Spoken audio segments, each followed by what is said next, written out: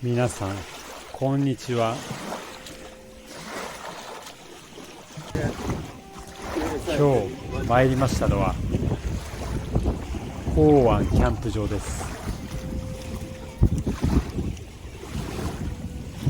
日本一の伝説のキャンプ場にいよいよ来ました。早速夏なので水遊びが始まりました。その間にテントの設営をやっていきたいと思います。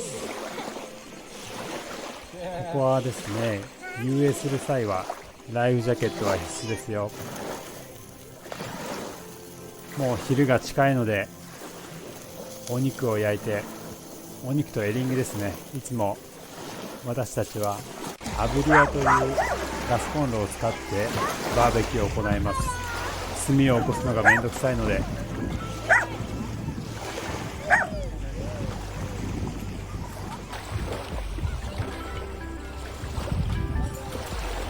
港湾キャンプ場ではテント遊びもできるの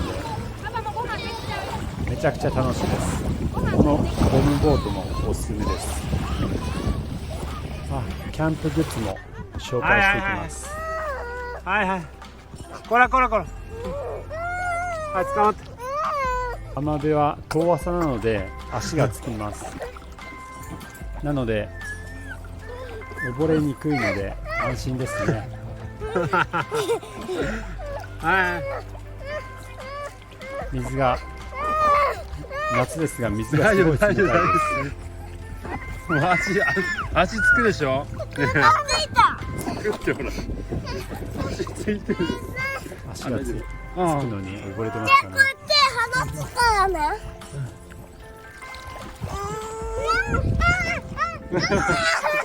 皆さんキャンプ楽しんでますか？私はキャンプにハマっています。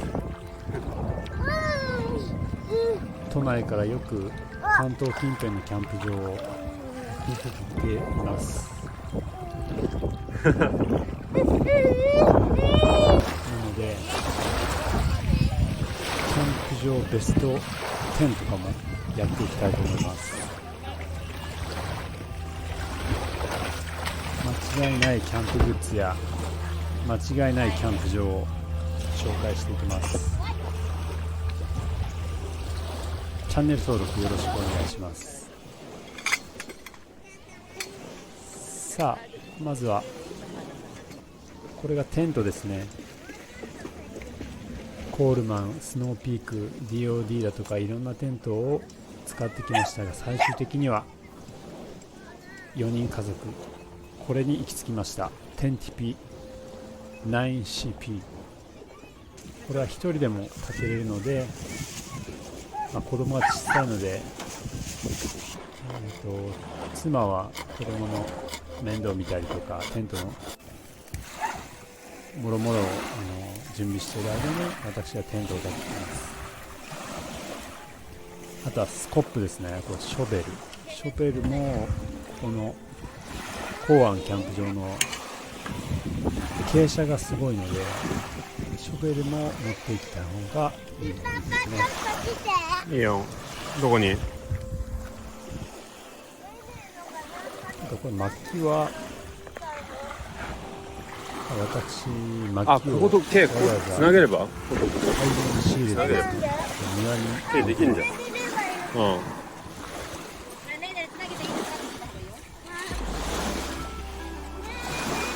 細々としたキャンプグッズいろいろあるんですが、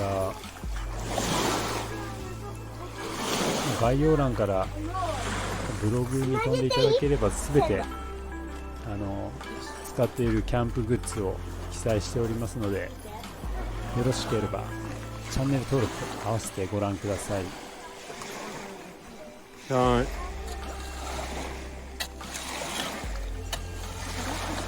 スコップがあるとこうやって子供たちも遊べるので、子供って大好きですよね、キャンプ。で、こちらがケロシンランタンですね、コールマンの。これも海外版なんですが、灯色ついちゃうので、経済的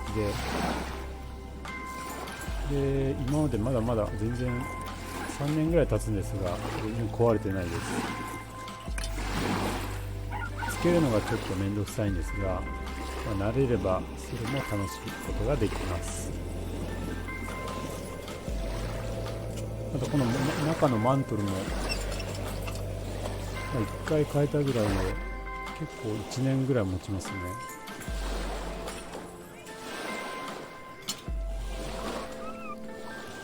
でこのケーブルがコールマンのファイヤーテーブルかなんかです。もう概要欄に貼っておきます。でバーベキューのあとはだいたい焚き火しながらマシュマロで締めですね。今夏なんですが、めちゃくちゃ快適です。標高も高いですし、湖も近いですし、でマシュマロの後は、夏なんで花火を楽しみました。